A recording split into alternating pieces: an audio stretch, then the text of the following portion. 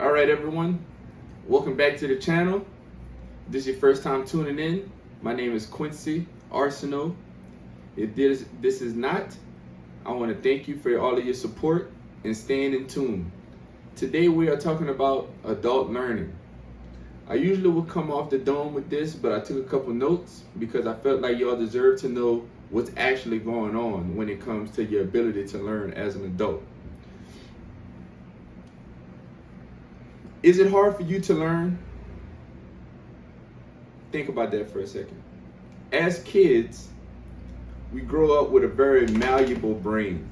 Our brain is like a sponge, and as we get older, it calcifies, right? And you're able to learn just from your environment, just like languages, for example. You learn that from being in your household. You might know English only. You may know English and Spanish. You may know Spanish only. You may know Creole. You may know French, etc. But now that you're an adult, would it be as easy for you to learn a language as it was as a kid? Probably not. Probably because of all the responsibilities. But there's more. My story on adult learning. As a kid, you learn in school. For the most part, if you wasn't homeschooled or your parents are always busy and they couldn't really teach you, you learn from your teachers and you learn from the school system. In the school system, they don't actually teach you how to learn. They teach you how to memorize. Think about it. Think about your test. Okay? Let's say, besides for like the SAT and the ACT, if you were just taking a regular test, most likely you forgot that information right away. You forgot that information right after you took the test. Whether you passed it or you failed it. Even if you passed it, that didn't mean that you learned it. Because think about 4th grade, think about 6th, 7th, 8th grade, think about 9th, 10th, 11th grade math. What the fuck do you remember from that? Could it say you learned it? But learning is actually more than a one-time process. Learning is continuous, right? So school teaches us how to memorize learning. Then as we get into the adult world, you think that anything that you're doing is you're learning. Okay, let's say you're learning a new skill, you got a new job, and you learn a new skill. You learn how to code, you learn how to put things in the computer. You're not actually learning, you're just memorizing those patterns. Because after a while, you just take those patterns and whoop-de-whoop, you're putting it in, whatever. But let's say when it comes to learning those languages, or it comes to learning a new skill such as sales, or maybe coding, or such, the older you get, the harder it gets to remember that. And why is that? Okay? It really starts with a paradigm shift. It starts with your paradigm. My story is that I learned that through school, I learned how to memorize. I would cheat on tests because all I knew is that I needed to pass in order to play. It didn't really matter if it was ethical or not. If you're watching this, you can't take back my degree, so whatever, if you're a teacher. And then I got into the real world. I became a teacher and I was teaching kids, high school kids. And I would tell them, just memorize this so for the test, or I would most likely do a group test because I understand that it really wasn't that serious. But in other classes, I had to really teach them like different techniques on how to pass these tests. But I quit teaching and I got into real estate sales. And I've been in this industry for about 7 months now, full time. Okay, full time, 7 months, beginning of 7 months this month. And I come to realize that just memorizing the things that I was learning from the pre-test, the post-test, the actual license test, that stuff you memorize, you don't even really learn it for real. I cannot tell you what all the laws is of being a realtor. I cannot tell you what all the laws are of the housing industry or whatever. I'm a commercial broker, so I don't really give one F about what's going on with the houses, except for if it's, I don't know, relatable or relevant. Anyway, with that, I started getting frustrated even to this day, I'm still getting frustrated because it's like, man, I remember looking at this, I remember understanding it on paper, but for some reason it's not connecting. It's because I really didn't learn. So then I asked myself, how am I supposed to really learn this? You would think it would come through repetition, repeat, lather, rinse, repeat, lather, rinse, repeat, lather, rinse, repeat.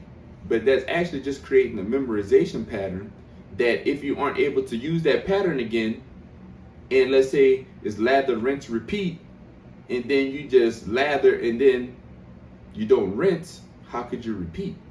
Get where I'm going with this? So then you have to understand that this all has to do with your paradigm. If you don't know what a paradigm is, your paradigm is the way that you think, and the way that your thinking was basically created. You get your paradigm starting from before you're conscious, before the age of 7, your environment. You may have grown up in a very clean household with very calm people that were always on their shit. Boom, that's a paradigm that you witnessed before you were conscious, and then you become older, and that consciousness is transferred onto you, and then you become a cleanly person, always on your shit and taking care of all your business. Or you could have grown up in a household that was a bit messy, it was very rowdy in the house, and then you go to school and now you're considered to have ADHD. It wasn't really the fact that you had ADHD, it's the fact that you grew up in a rowdy household, so this is what you knew how to be. This was your paradigm. And so you learn how to be that from your environment. But then there comes an age of consciousness, which opens up at the age of 7. So pretty much from 7 until you can start to think about what it is, or your rationalities of life. That's what makes humans different from dogs and cats and cows and horses. It's your mind. Everything that's in a pig or a horse you can find in a human, except for the way that a person thinks. So then once you identify your paradigm, you really want to look at all the spider webs of what was created. You may have grown up in the suburbs, you may have grown up in the country, you may have grown up in the hood. All those things affect the way that you perceive the world and the way that you learn and think, but it doesn't necessarily affect your outcome. It's the way that you learn and how to apply that knowledge that will basically determine your outcomes. So when it comes to the paradigm and you realize that where I want to be and where I am now is not lining up. It's not lining up. So then you have to go through a paradigm shift. And what is the paradigm shift? The paradigm shift consists of learning, unlearning, and relearning. So learning, unlearning, and relearning. Learning is simple. 2 plus 2 equals 4. 4 plus 4 equals 8. You learn that. But let's say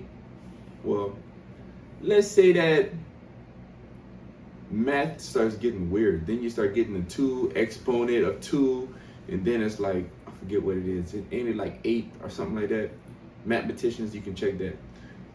But then you start looking at the world differently, right? Then you start thinking about families. A man and a woman have a baby. 1 plus 1 didn't equal 2. 1 plus 1 equaled 3. Then you're like, wait a minute. It doesn't make sense. But yes, it does. So then you have to unlearn what you were conventionally taught, and then relearn the fact that there are plenty of nuances to life. Same if you're driving a car. You learn how to drive an automatic car. And then you learn how to drive a stick shift. You basically have to unlearn most of the principles of driving an automatic if you want to learn how to drive a stick shift. And then once you unlearn some of those principles, then you can start to relearn how to use the clutch, how to put your foot on the shift or whatever the fuck it's called. I don't drive stick, but I understand the concept. And then you start moving forward. So then you ask yourself, after you identify that your paradigm needs to be shifted and your mind and the way that you think needs to be recreated, can you entertain the idea from someone else? So when I say that, if you can entertain a new idea from someone else, that has a majority to do with ego.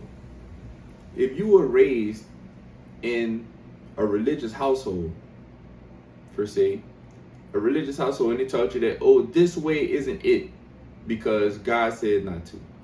And then you run across somebody that isn't so religious, but their views may be different, but they're right.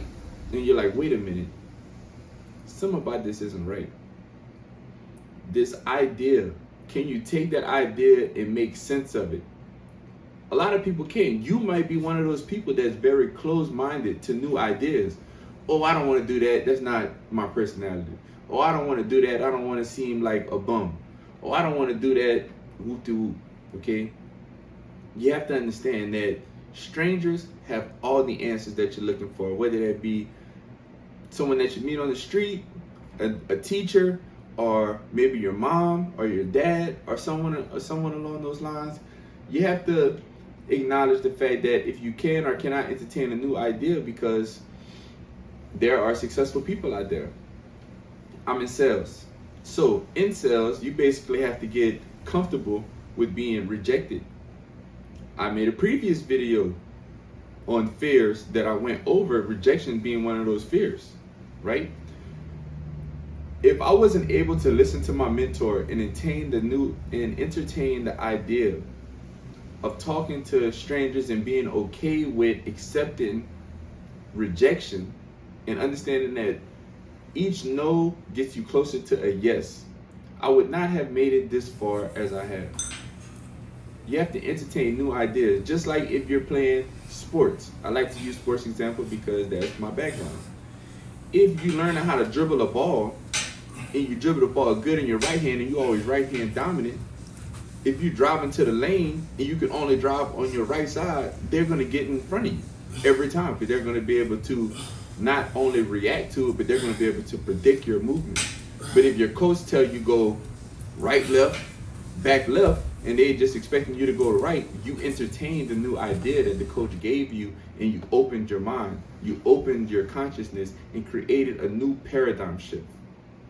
So whenever you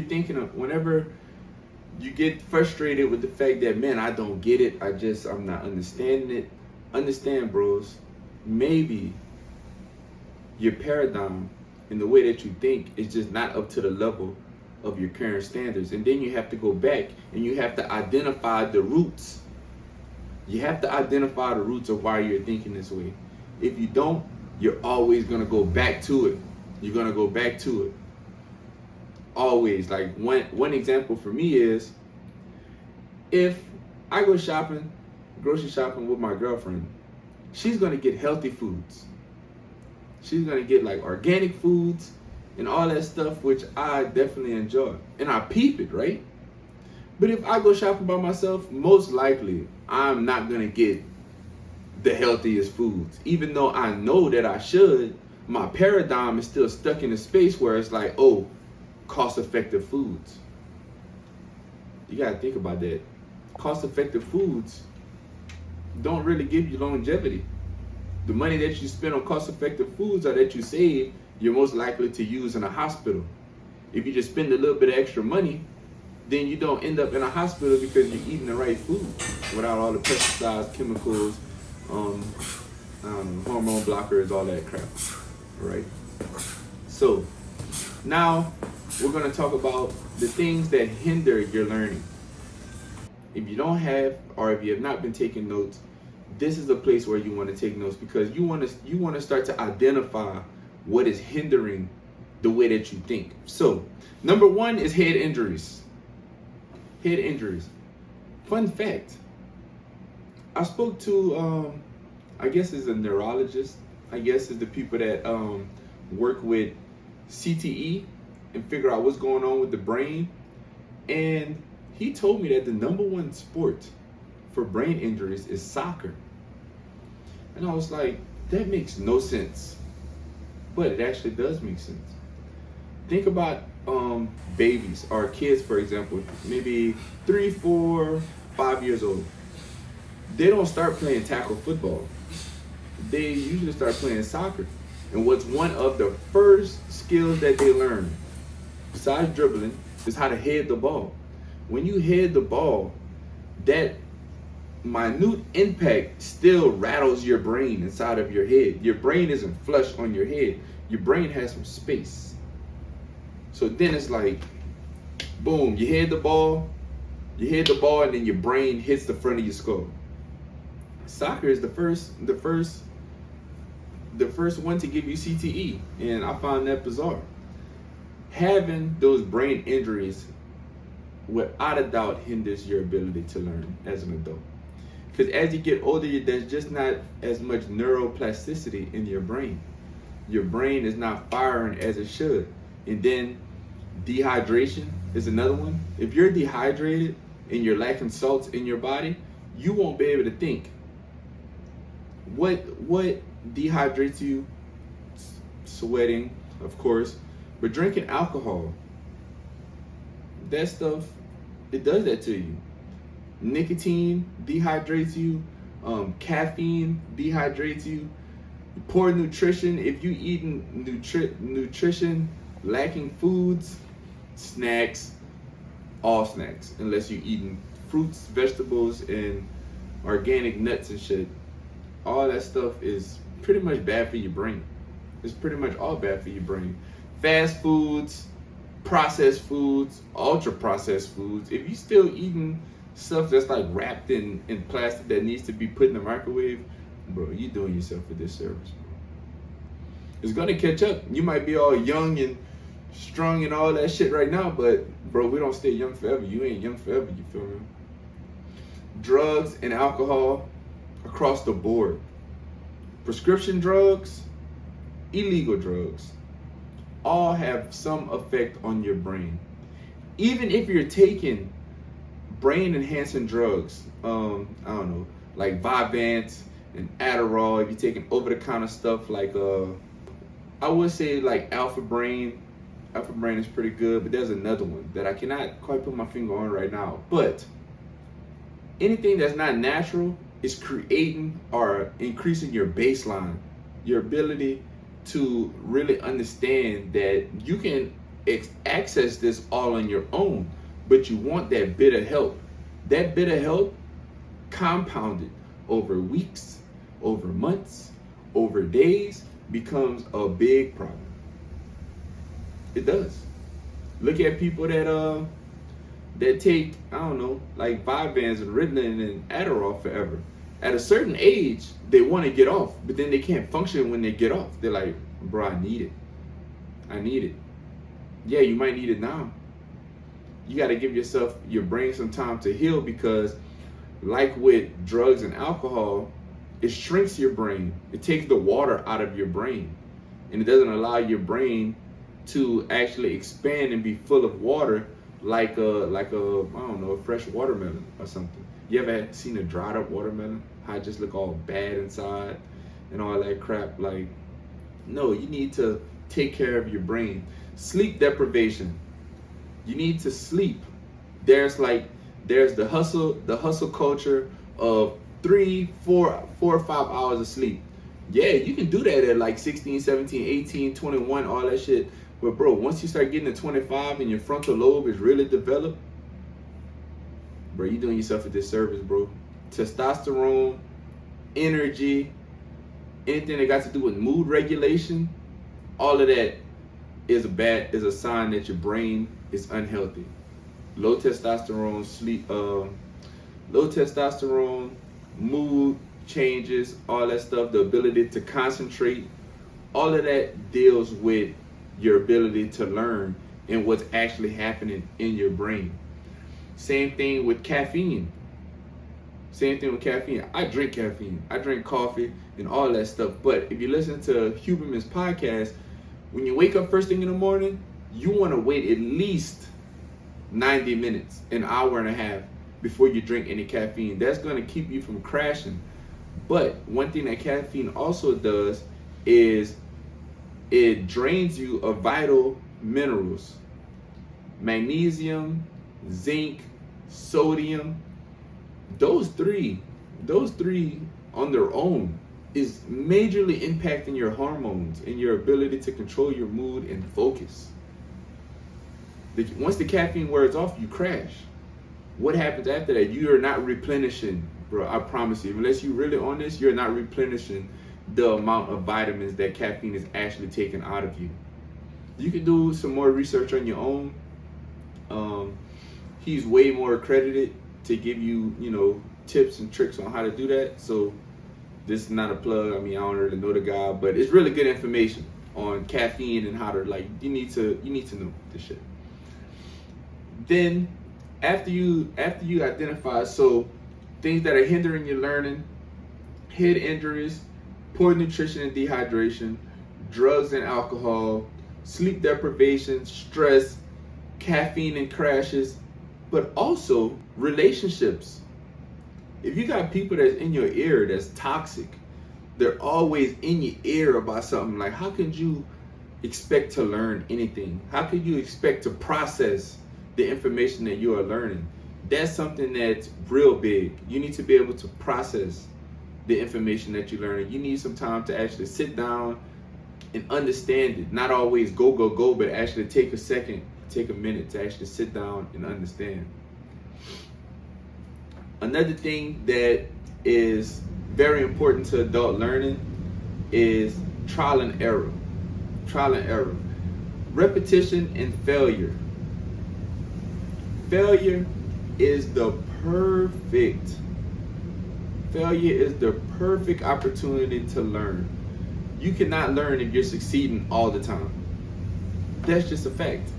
If you're succeeding all the time, we all know somebody that gets everything handed to them, whether that be with a coach, whether that be in life, whether they get anything that they want, they always turn out being assholes. But then once you get into the nitpick of it, you realize that they're probably insecure, because if they were out on their own, they wouldn't really know what it is to be, what it is to not have that support. And then they have to learn again, unlearn their bad habits, and then relearn better habits.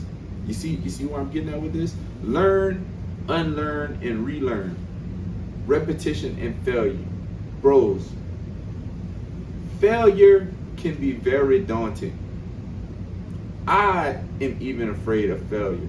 But you cannot be afraid to fail, bro. You have to embrace failure. Real deal, embrace the fuck out of failure. Failure is going to help you reach that next level. You might have to wear the same thing for a little while. You might have to walk. You might have to start off walking.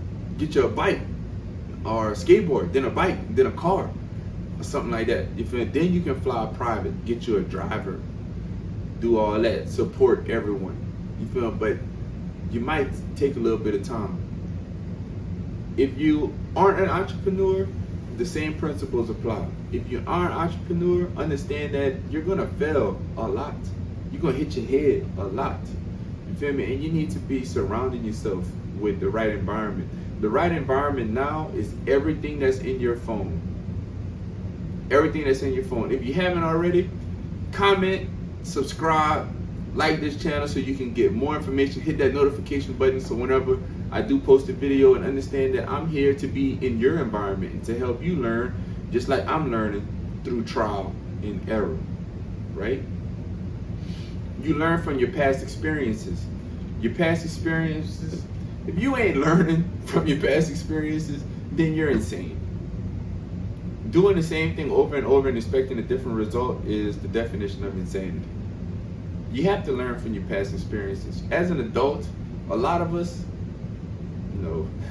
a lot of you are still living like you're teenagers in your late 20s.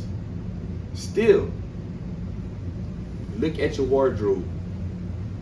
You're still dressing the same as you was back then. If you're an athlete, it's a bit different. But if you weren't an athlete, look at what you were wearing. Athletes too. Look at what you're wearing on a day-to-day. If you're still wearing the same thing, you still worried about the latest drop of the same shoes that have been dropping since 1995. Oh yeah, I'm gonna get a new pair, and you have 5 pairs. Unless you're a real sneakerhead, bro, stop wasting your time, bro. Level up. Go from tennis shoes to some type of dress shoes. Put some boots on or something. You feel me? Like, it's time to level up. Your past experiences are key learners. Key learners. And you might be like me, bro. I'm hard-headed. I'm very hard-headed. I go through things and I just don't learn. You feel me? But you know what? When you get hit a good amount of times, shit, I bet you learn. I bet you start ducking or you start fighting back. And that's what I decided to do when I told myself that I'm gonna get filthy rich. I think this is the first time I admitted it on YouTube. But I'm here because one day I'm gonna be ultra successful. I don't know how long it's gonna take. Shit, I might go a whole lifetime without it.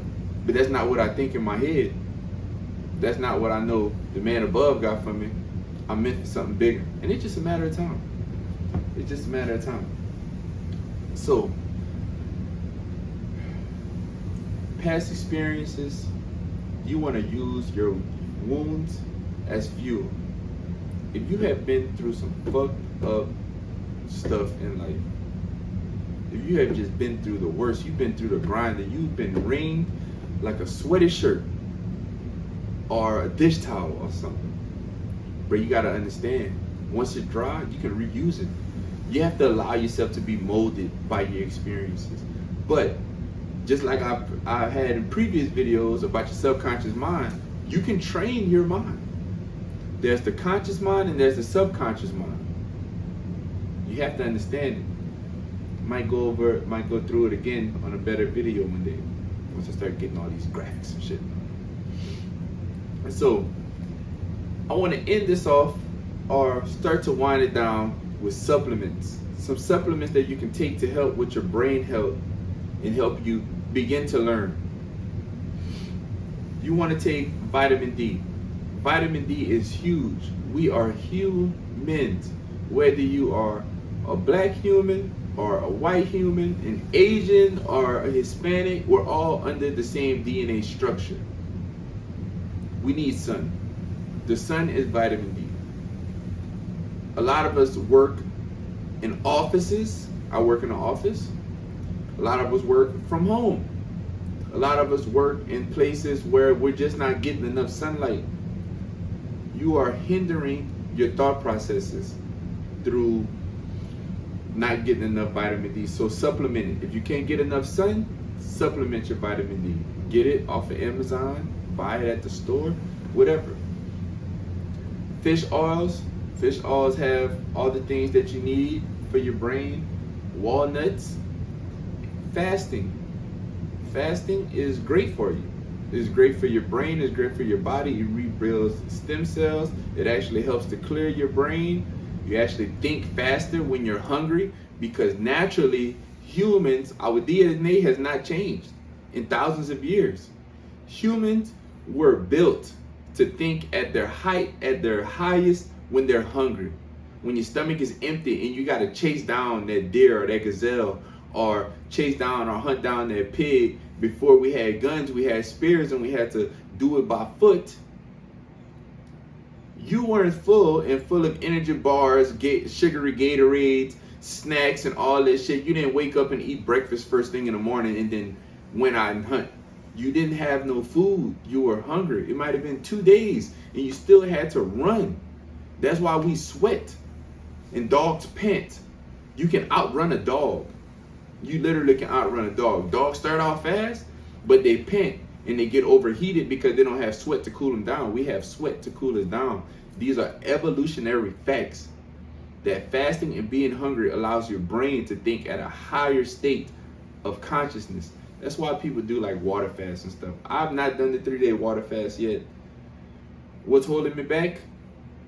The paradigm. The paradigm is what's holding me back because they got good food that I know can help me feel my workout and all that. But I recognize that if I just don't eat until like 12, which I'm not perfect on, but on the days that I do, which we got 7 days, let's say I do it like 4 or 5 days. On those days, I'm thinking dumb high. And then when I have lunch, I crash. I stop eating carbs at lunch because of that reason. Or simple carbs. I might eat like a baked potato or something, a sweet potato. But those carbs make you crash. I don't care what nobody has to say about that. It's facts. Optimize yourself. And hey, that draws it up. That comes to a close here. So before you go, 'cause I know you're about to click off. Let me go over this recap with you. Today we learned about adult learning. Okay? Is it hard for you to learn? Think about that. Is it hard for you to learn? Can you entertain a new idea from someone else? Can you go on YouTube and learn how to do something? Can you find a mentor and learn how to do something? Can you actually tell someone, hey, I was wrong, I want to better myself? Understand your paradigm shift. In your paradigm shift, you have to learn, unlearn, and then relearn. Learn, unlearn, and then relearn, okay? Then there's the things that hinder your learning, like head injuries, poor nutrition and dehydration, drugs and alcohol, sleep deprivation, stress, caffeine, and crashes. Then you have your repetition and failure, trial and error. Repetition and failure is key to learning. Trial and error, using your wounds from your past experiences as fuel to help you get over that hump. Nobody said learning was going to be easy. You know learning wasn't going to be easy. That's why you're still on this video. And then we have the supplements. You want your vitamin D, you want your fish oils, you want your walnuts. And fasting is not really a supplement, but fasting is very good. Oh, and Himalayan pink salt. A tablespoon or such in your water first thing in the morning help get that sodium and those minerals back into your blood system, because you piss it out first thing in the morning. If you're drinking caffeine, it's taking it out hella. And if you're busting hella nuts, you ain't got it. Thank you for staying all the way. I will see you at the top.